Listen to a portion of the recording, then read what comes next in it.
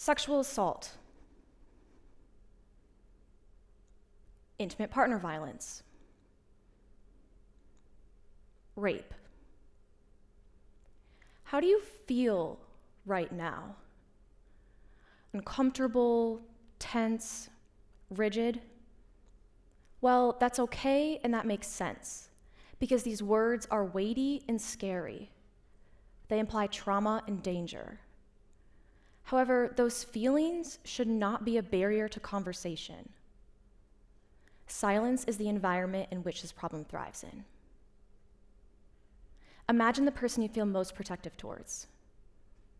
What are the chances they experience an assault? How would you respond? Well, according to RAINN, the Rape, Abuse, and Incest Network, which is the largest anti-sexual violence organization in the United States, every 74 seconds, someone in the US is sexually assaulted. To clarify, sexual assault encompasses a wide variety of non-consensual acts, within which rape is included. Because of shared cultural norms, this topic holds a lot of stigma. Maybe you felt your own just now.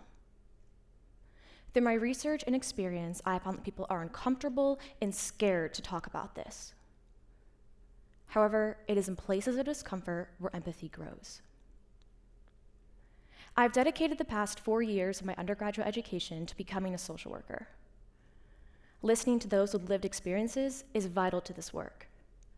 I've learned and begun to embody core concepts around how to help people, empathy being at the top of the list. While practicing these concepts both professionally and personally, I've begun to view the world through a different lens. Social work is all about seeing and listening to vulnerable populations. Survivors of sexual assault most certainly fall into that category. Being a survivor of any kind is full of hardship and complexity. It can also be extremely isolating. Because every experience is unique, it can be difficult for others to understand or even to acknowledge it.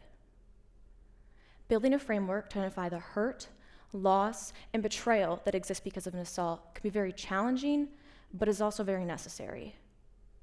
If we don't do this, we leave survivors to suffer alone. Most survivors are often left to pick up the pieces by themselves. Now, this may be surprising because our world is decently good at rallying around those in the immediate aftermath of a traumatic event. We bring casseroles to the family whose mom just died, and we send resources to those affected by natural disasters. But what do we do with survivors of sexual assault? Instead of being a shoulder to lean on and a steady presence in their world that's just turned to chaos, we question them. We ask, are you sure that's what happened? What were you wearing? Were you intoxicated? We say things like, well, I know them, and they would never do something like that. You must be confused. Or you're just lying because you regret the choices that you made. A couple years back, one of my best friends got into a bad car accident.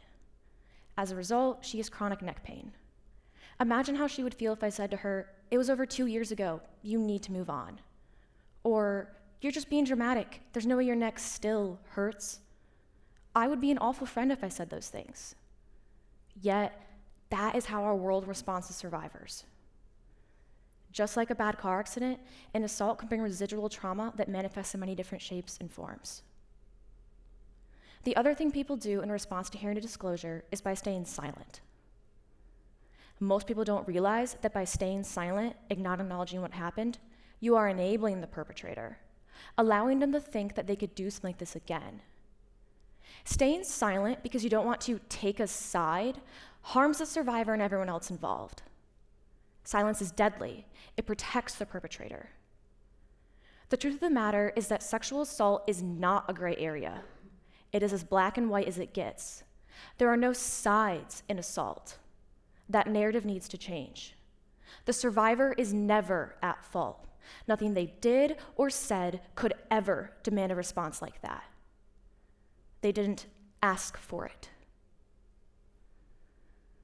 According to the National Sexual Violence Resource Center, 81% of women and 43% of men report experiencing some form of sexual harassment and or assault across their lifetime.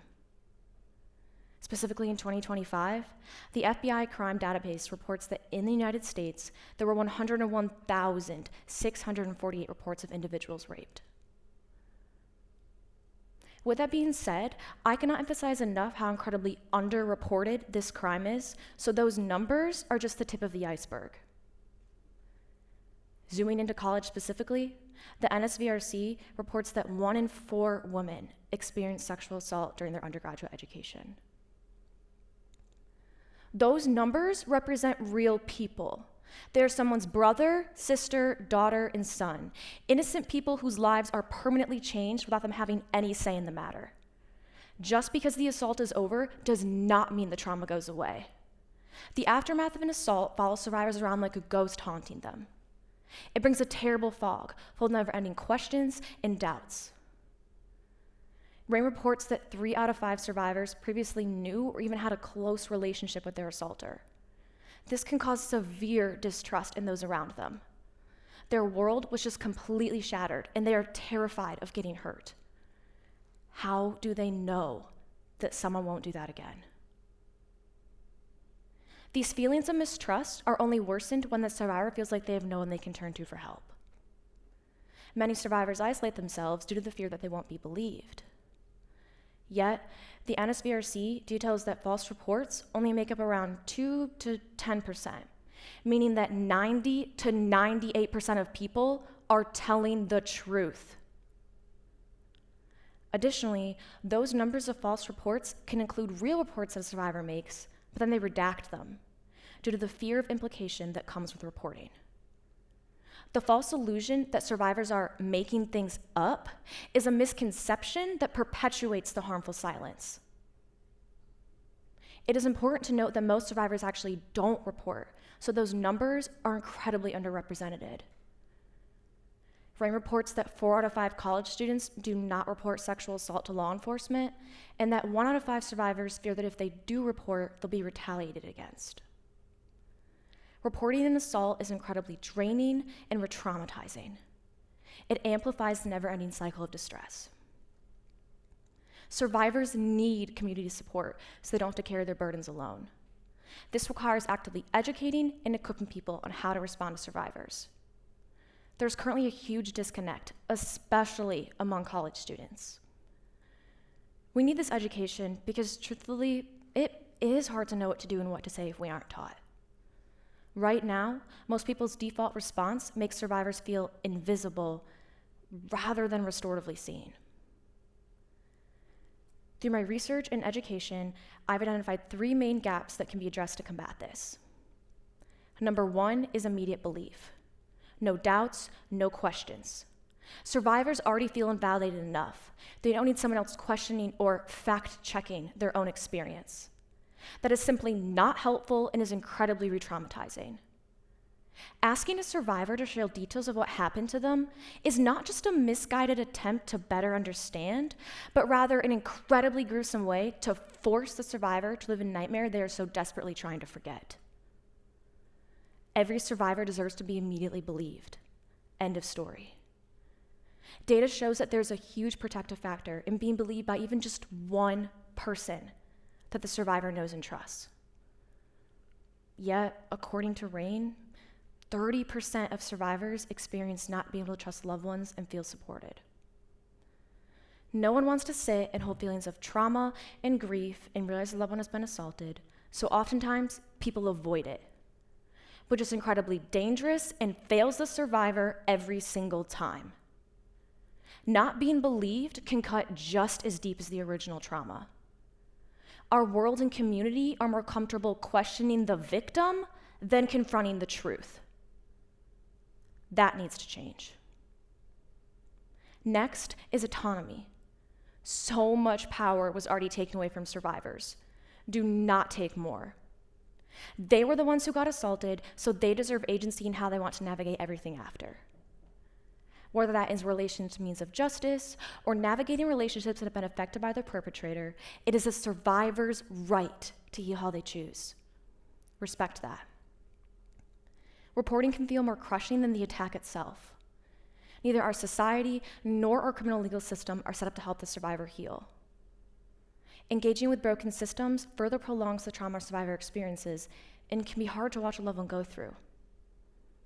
Even with that, it is vital to respect the survivor's choice and autonomy when it comes to how they want to pursue their healing process.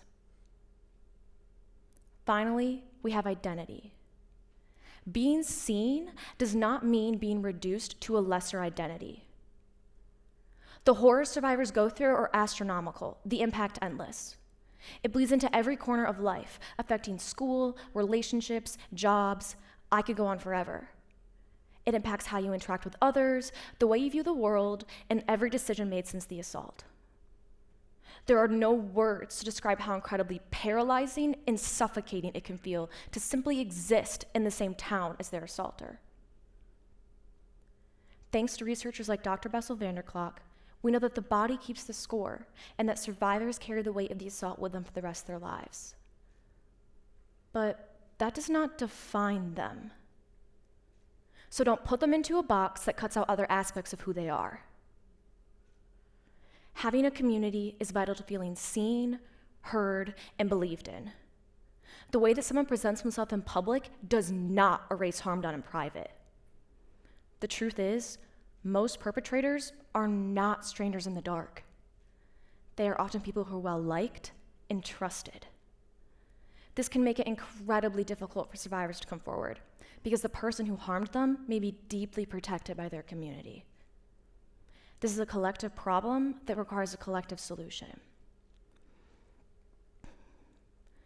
Rape is not a crime of passion, it is a crime of violence, one of anger, jealousy, and dominance, one of power and control, one where the perpetrator feels as if they are owed something from the victim. Society has made it so survivors have to scream louder and louder, proving their pain just for someone to even hear them, let alone believe them. If survivors don't fit the mold that people expect after experiencing assault, it sends a message they don't deserve to be believed. That is exactly the kind of thing that perpetuates the harmful silence. We need to believe survivors because they are the ones with lived experiences. There are so many survivors out there in the darkness, terrified to come forward due to the fear of whether or not they will be believed. They deserve to be believed by you. Sadly, there will be students and people in this room who don't think this will ever affect them. They don't think that something like this could ever touch their lives, so they have tuned out this entire talk and they are interested in learning the data and how to support a survivor. Even though the fact still stands that they are a college student, there's a 1 in 7 chance they become one themselves. Consent must be freely given, without fear, pressure, force, or manipulation. It can be given or taken away at any time. If it is not a confident, enthusiastic yes, then it's a no. After hearing everything I just talked about, what are you going to do with it? Are you going to support a survivor? Are you going to believe your friend that comes to you and says they got assaulted? Let's go back to the person you feel most protective towards. How would you respond to them? Can you believe them? Will you believe them? For those of you who are still sitting here saying this doesn't apply to you because you've never met a survivor before and you don't think you ever will, let me introduce myself. Hi, I'm Katie, and I'm a survivor. Thank you.